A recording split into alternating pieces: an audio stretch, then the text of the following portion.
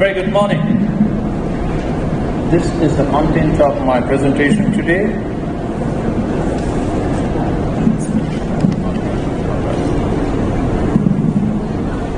So, let us see first what are the challenges in front of us. By 2030, we will have 9 billion people in the globe, which is really a great number for the consumption rate by which we are consume different resources in the world. Of course, the commodity price, this is rise in last couple of decades by 150%, which did not happen any time in the last decade. And these are some of the issues which lead us to go for sustainable development. If we consider the West generation, then only in India we are generating around 62 million with a growth rate of 1.33%. And of course, in US, it is around 300 million tons with nearly 164 million tons going to the landfill. So there are great scope for resource utilization in the globe throughout the world. If we see the environmental challenges, we'll find that in all the spheres, like whether it is a carbon concentration, atmospheric nitrous oxide concentration, emission, methane, natural climate disaster, ozone depletion, everywhere we find that the curve is steeper towards the end of 2030 or 2050. So these are really a great challenge for us. And if we talk about the resource consumption, we'll find that around 73 billion tons of resources we are extracting every year, and out of this, more than 80%, the annual raw material inputs are returned to the environment in the form of emission and waste. 50 billion tons is a global emission, GHG, and 10 billion tons as industrial and municipal solid waste. So, it's a great scope to recover those wasted materials as resources, and on the other hand, there is a great scope to reduce the consumption rate, which we talk about in the sustainable development. These are some of the statistics which I have shown is the global resource extraction and the benefits which we can accrue from not extracting the whole of the material.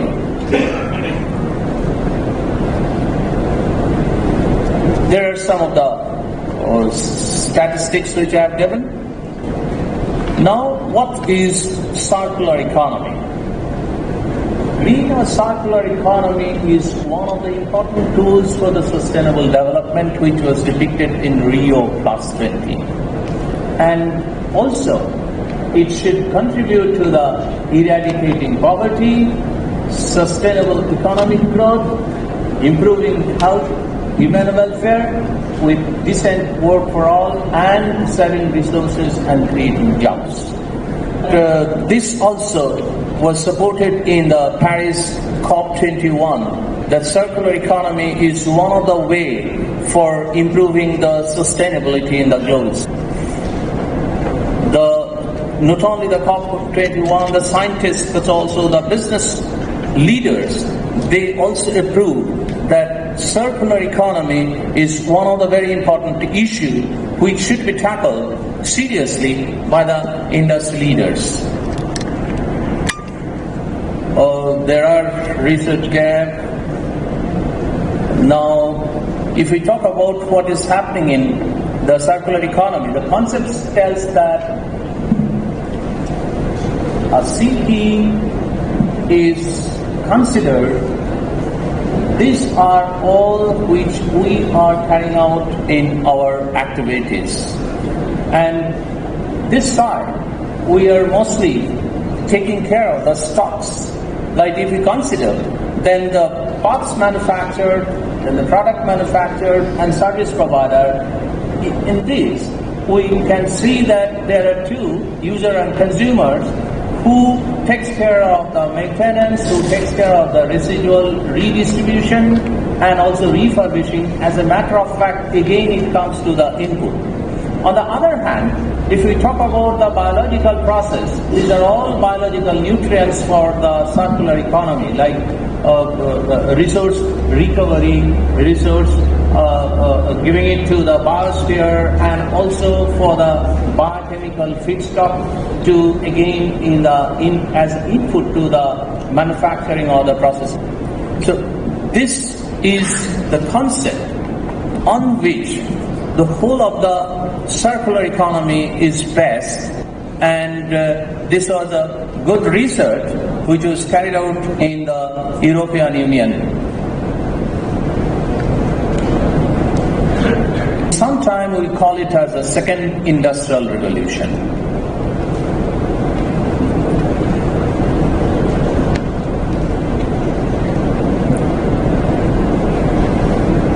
Let us see what is happening in European countries. Throughout the world, if we see how the circular economy is being implemented, then in some way or other, the circular economy is being implemented, understanding well or not understanding. Like the previous speaker, what he told in US, all the activities are centered to circular economy. And of course, what they are to take care is the reduction of the consumption pattern. What has been observed that in US, even in some other countries like China and eastern part of Asia, there are a lot of food waste which need to be recycled or treated for taking care of those things instead of going to the landfill. But as a matter of fact, we have to take care of how to reduce the consumption pattern of food. That is very important aspect.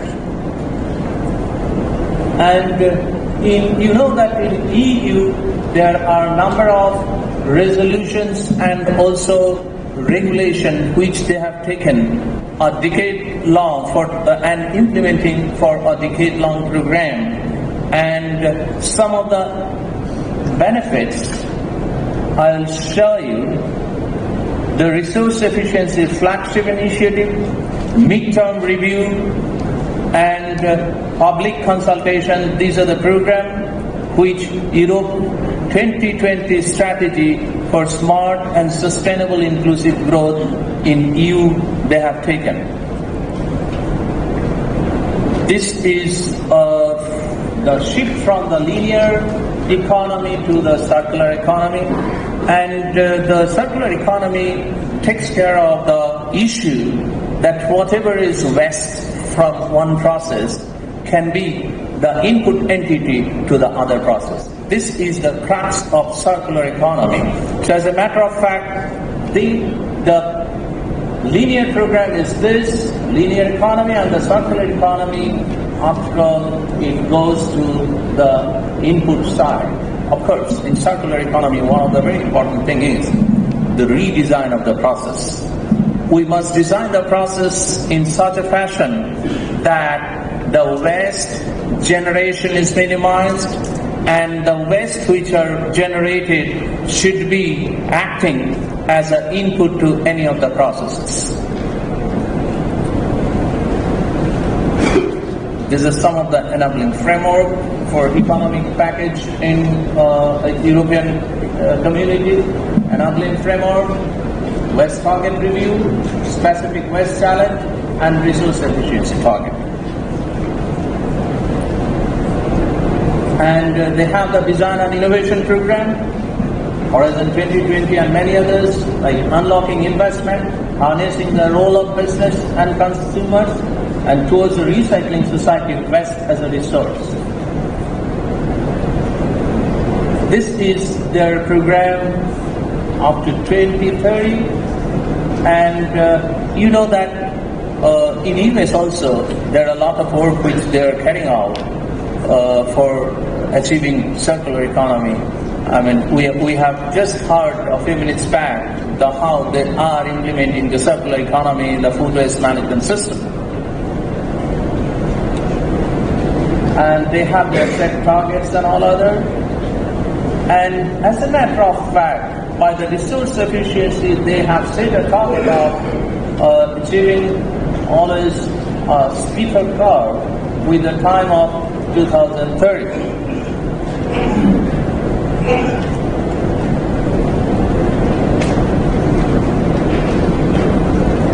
This is a conceptual framework, and 30% more GDP per ton they are trying to achieve as a target.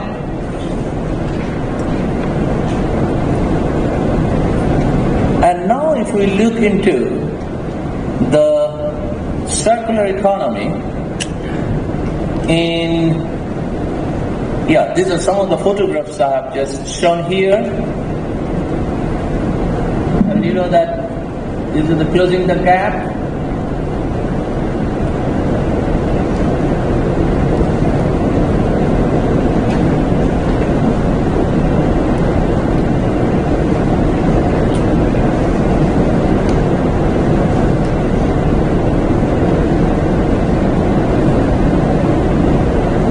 Processing facilities and recycling, this needs to be enhanced.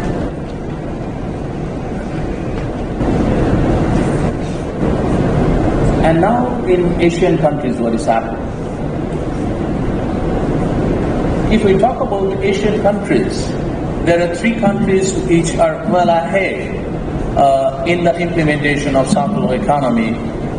The one is Japan, doing for a long time. Then China and India, they have started. China has some of the regulations also in the country. And very recently, India has also adopted some of the issues to adopt circular economy. This is a framework for China. And I'm quite sure that the ceramic industries in China, they are also doing good work towards the circular economy implementation. And they have also adopted some of the resolutions in the last few years.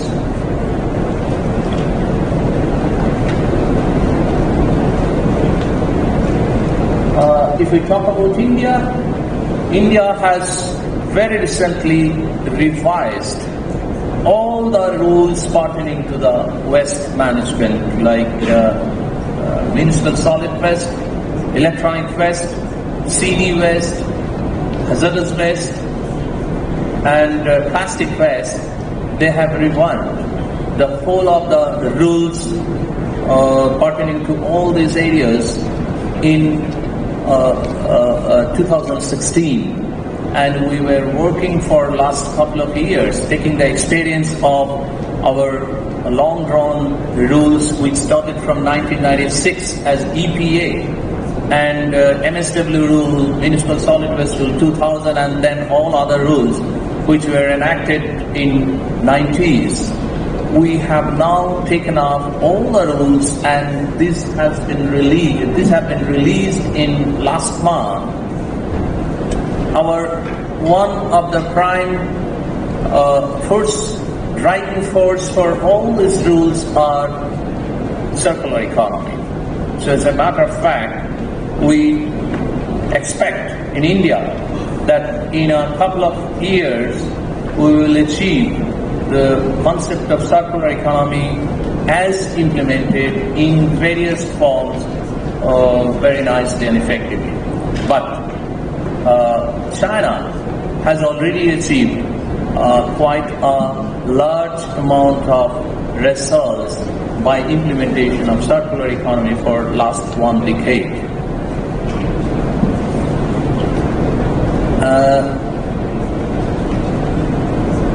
Japan, they have the country recycles 98% of its metal in 2007. And you know that Japan is one of the pioneer country in Asia in the implementation of circular economy. I'm coming to the conclusion that there are many countries who have different legislation for waste minimization, waste or reduction, like concept of 3R implementation. As a matter of fact, those who are the decision makers must take the advantage of the concept of circular economy. But with the traditional concept for last 50 years, there are many people who think that circular economy implementation is not possible. But of course, we will start, and I'm quite sure that definitely it is not 100%, but at least 80 to 85% of the implementation of circular economy concept is possible throughout any of the countries. And these are the way forward: consensus, collaborative approach, and common understanding. With this, I conclude my speech.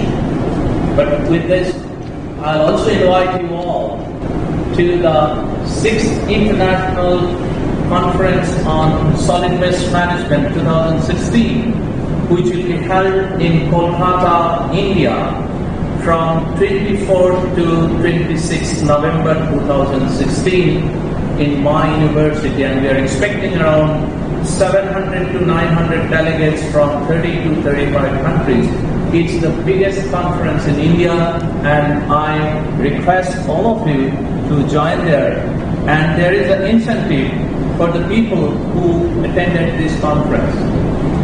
Those who will be registering before 15th of September for this conference, we will provide them free accommodation in our university guest house for this 3 or 4 days.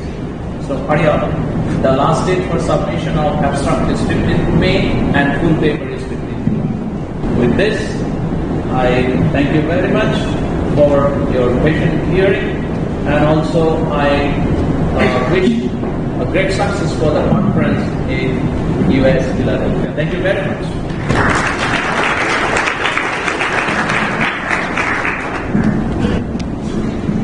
And with this, we're going to start our speaker session.